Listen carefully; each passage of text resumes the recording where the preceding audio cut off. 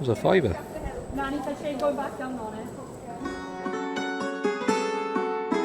Hello and welcome to the channel today. Now, if you haven't been before, my name is Kieran Hughes Jones.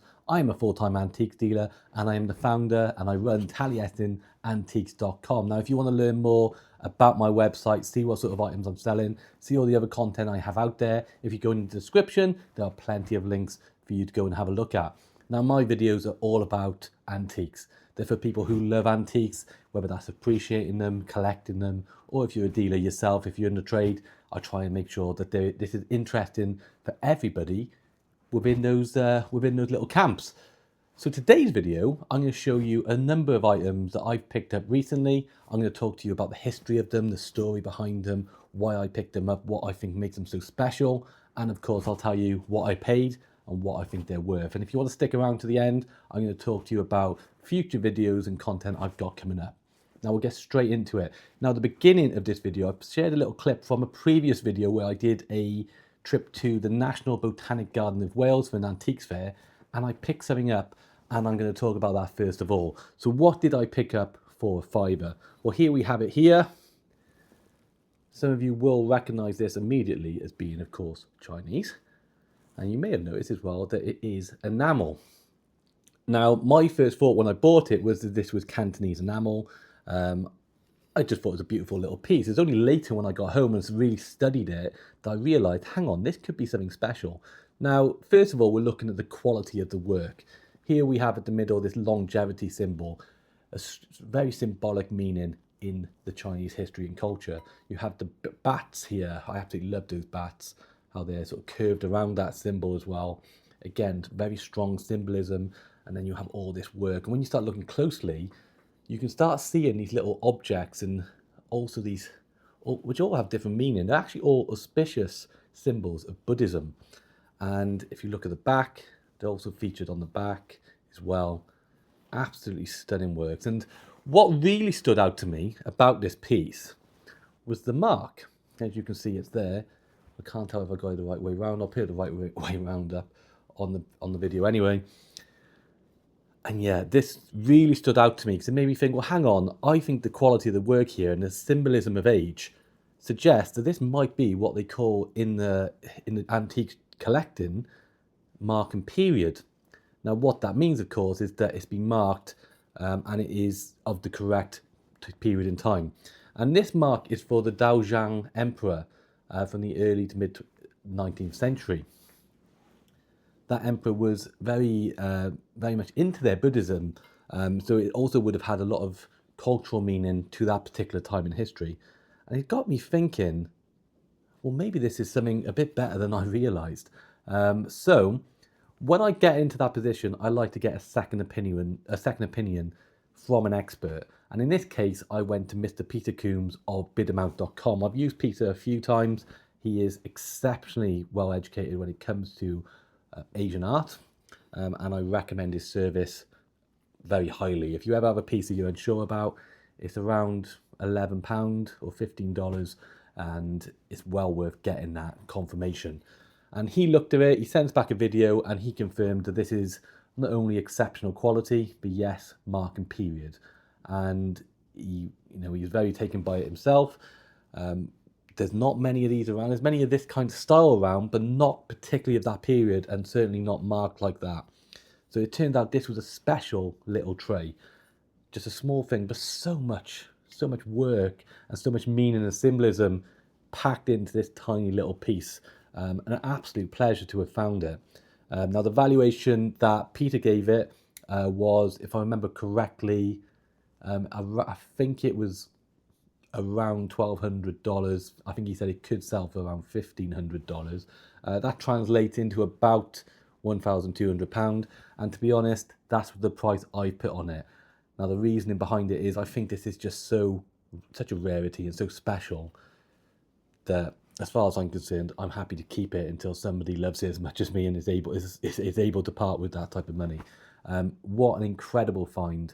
The profit is obviously, well, that's when I get the profit at some point, hopefully. But that's one thing.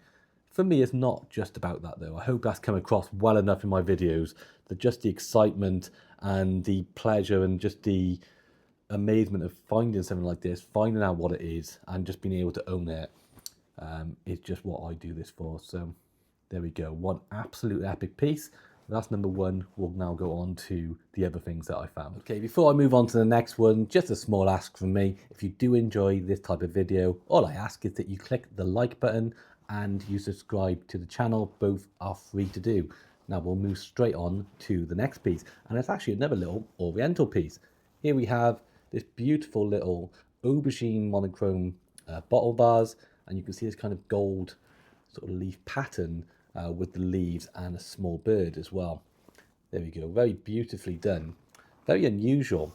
And now, actually I bought this off eBay, and the reason I bought it was because I identified it as Japanese Awaji pottery. Now what is that? Awaji is an island in Japan, and they produced in the early 20th century some of the most beautiful pieces of pottery from that period. Very much a type of pieces that influenced the Art Nouveau movement with all the natural forms that would come over to the West eventually. And this is a perfect little example of it, I think. Now, what they were known for is these what are called monochrome glazes, where there's a very dominant ground colour. And now, a lot of the time, there's a lot of innovative kind of relief work done on it. A lot rarer, actually, to see this kind of gold leaf decoration that you see in here. And that's why I liked it. I thought it was a very unusual, but very pretty little vase. Isn't that just perfect for a interior designer, I think. So there we go. I just absolutely loved it. I just want to look at what I'm asking for it now. So I bought it off eBay, all in. It came in for around £20.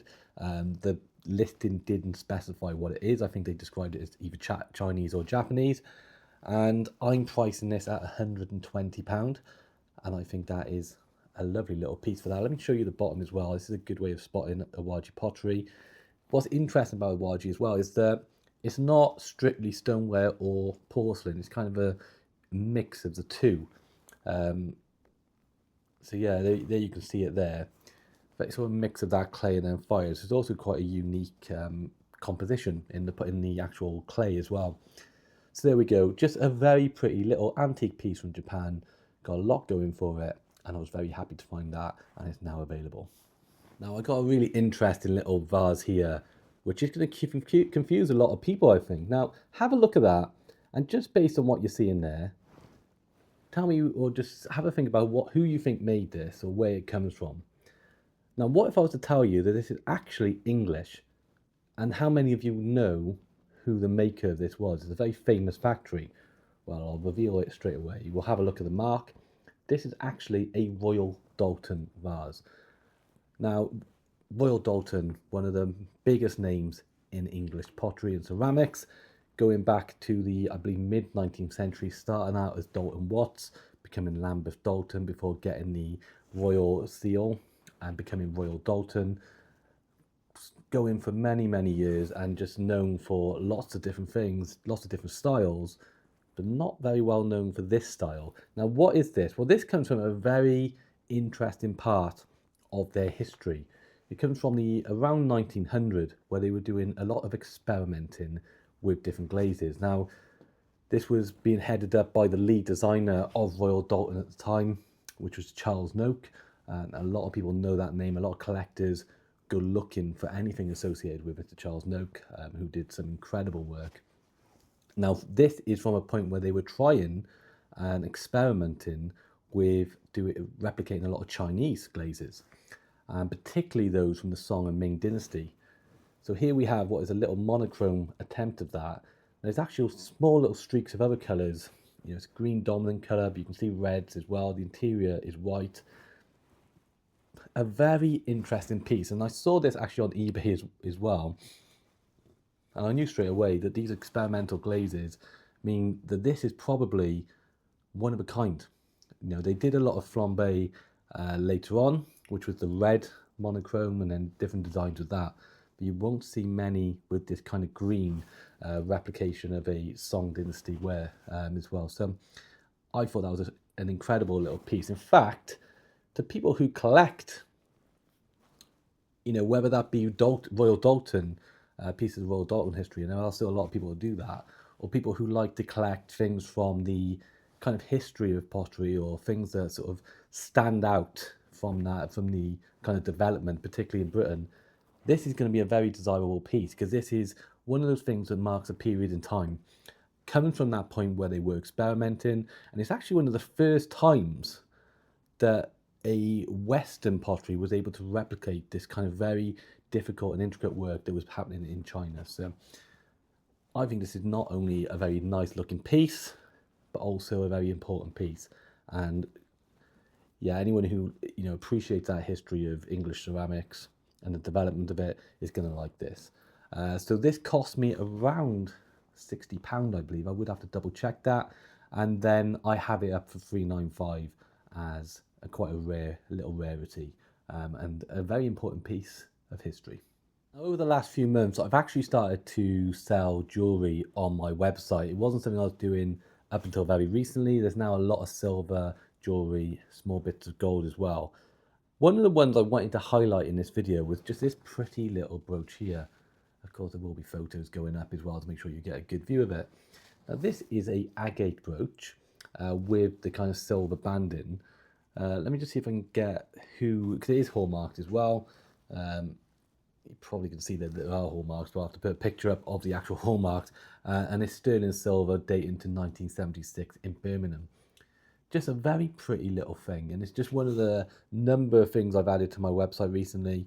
I thought this was just one of the standout pieces. Now I bought this in a car boot sale. Is there a second hallmark? Oh, it just says silver as well. So it has silver and then its own hallmarks. There we go. But anyway, yeah, I bought this at a car boot sale. I believe it came in around £12. I'm asking £65 for it. I just think it's just pleasing. Very the kind of natural incursions of the agate, very nicely cut, and then very nicely banded as well. So there we go, pretty little thing. Probably a bit too late now to get as a late Christmas present, but you're welcome to try, or maybe you want to give somebody an IOU or something like that. But it's available on the website, and I do actually have running up to the 27th of December. I've got a £5 off offer on everything on the Taliesin Antiques website. So there we are. Might as well go and have a look and see what you can get. There you go, nice little pretty thing.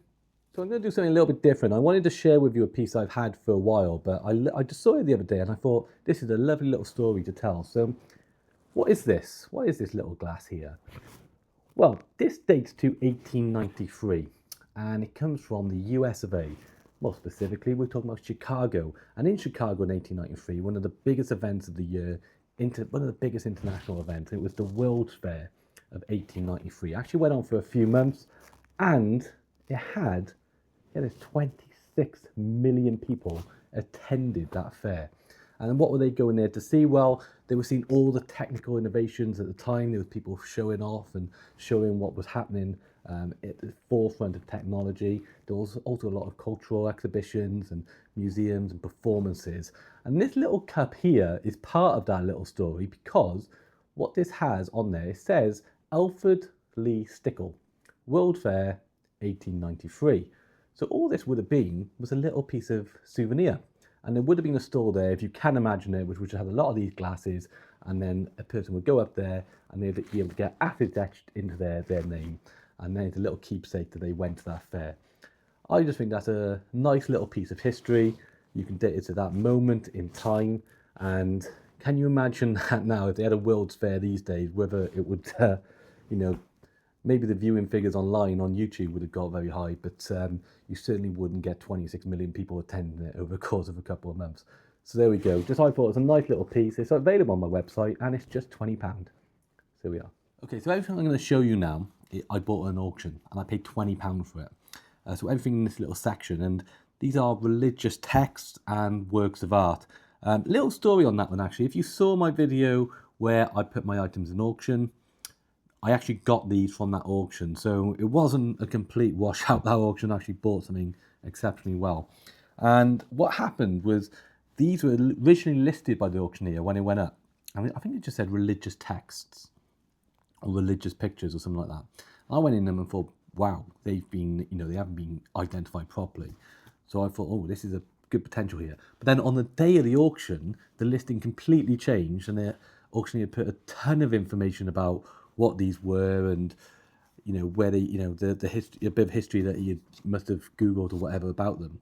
And then, of course, I was thinking, oh, Jesus, what's happened there? I don't know what I'm not sure what's happened there. Maybe someone contacted the auction and said, well, actually, these are this, which I don't really know why people do that. Why are you giving an auction free money?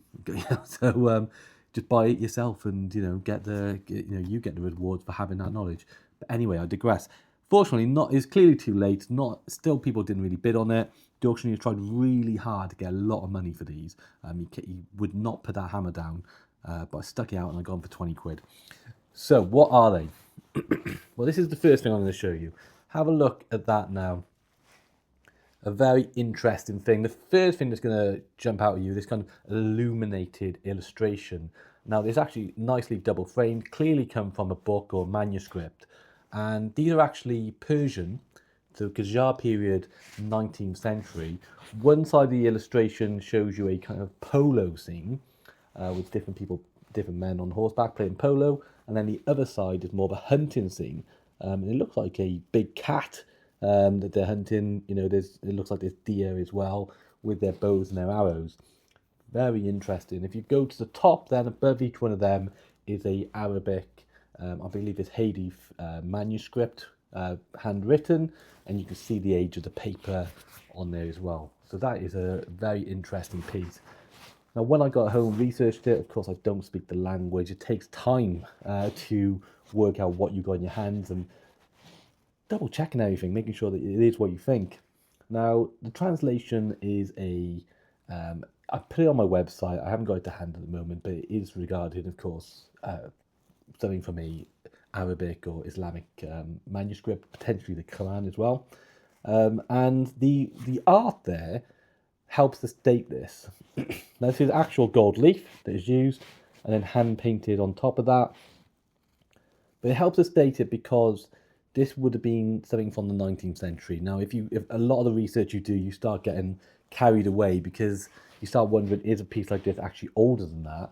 And if you're going back into the 17th, 16th centuries, you're talking very large figures. But actually, this kind of setup and this type of scene is associated with later. And if you go to my website, you can see a full story and all the research I've done. I didn't want to get too much into that. I just wanted to show you it today. And there we go. That is a beautiful piece of art, in my opinion, very nicely framed. Now, that wasn't it. So next we have, and as I said, they bought together as part of our lot, we have this. Now you can see, outside the reflection's not doing it any favours, but we will get some pictures up. You can see that this is written text. I'm going to turn these around because, interestingly, look at that. Have you ever seen that before? Double-sided frames, and then there's different manuscripts on each side. So what are these? I'm going to just hold one of them up, I think. I'll just show you another look again. We'll stick with this one. So these are pages from a Quran. Actually, I think it's upside down. There we go. So these are pages from a Quran. You have these kind of illuminated roundels, really giving it kind of an artistic feature as well. As you can see, it's different on the other side, and then there's more of it with the second frame. So yeah, these are pages out of a very old Quran. The dating, again, a similar lot of research had to be done, and you're able to date it based on the type of language used. Of course, the language develops over time, as every language does, and this specific type of writing was done around the late 18th century and early 19th centuries, and was believed to be Ottoman, so Turkish, and it's very much in that style. I was able to find similar pieces as well.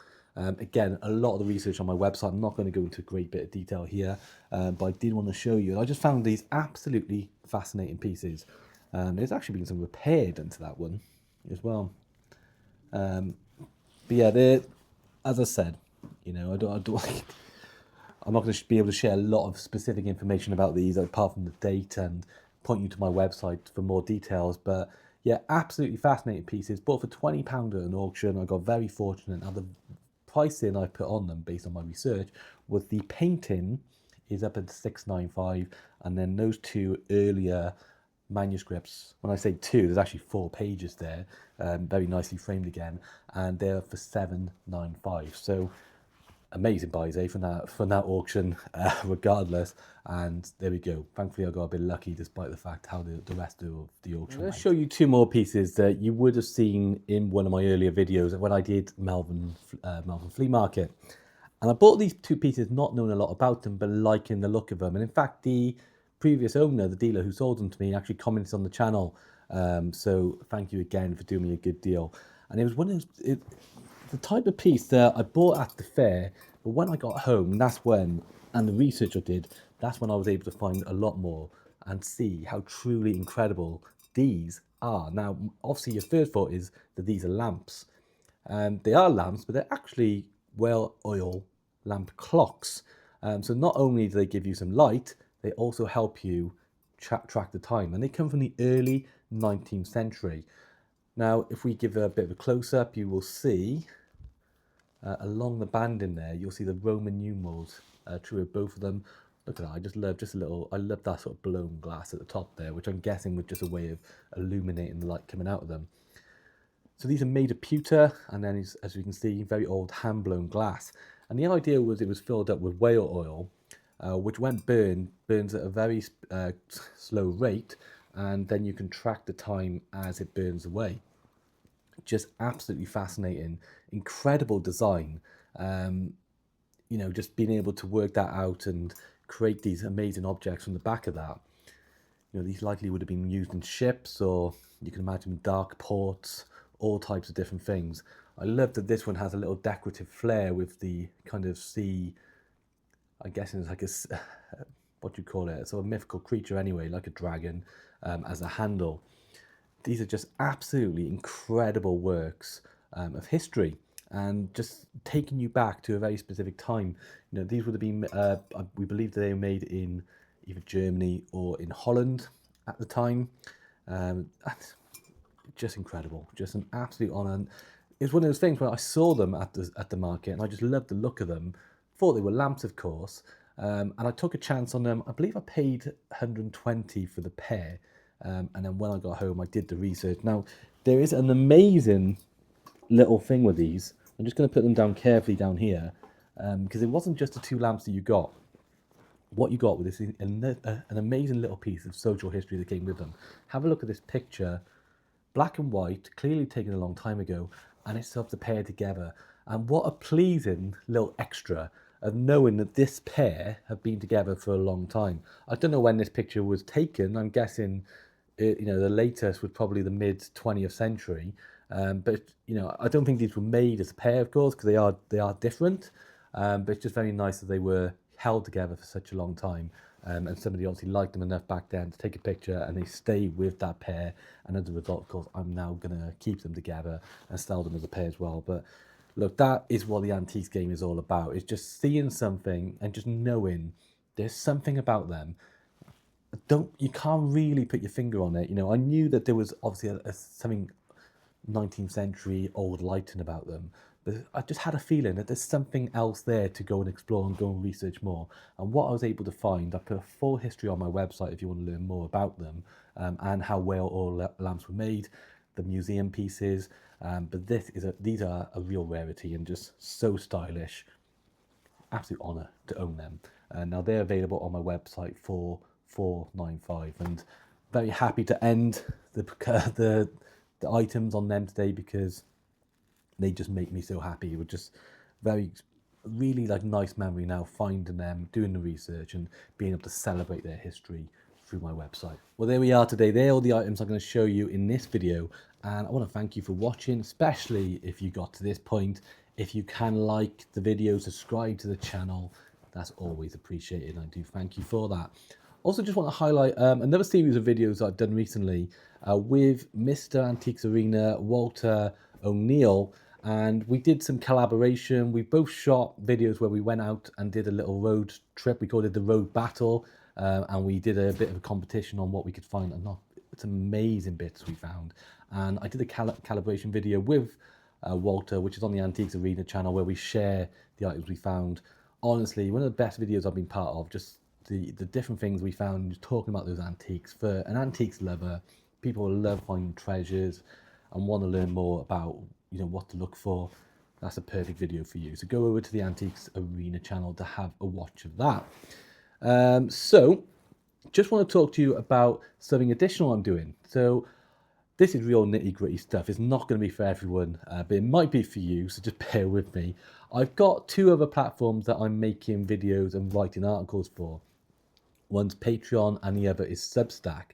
And what I'm doing on there is I'm doing a few more videos which talk about, so one's going to be a weekly video around what's sold on my website, just a bit of a general chat around what's going on in my business and other little tips and stuff like that.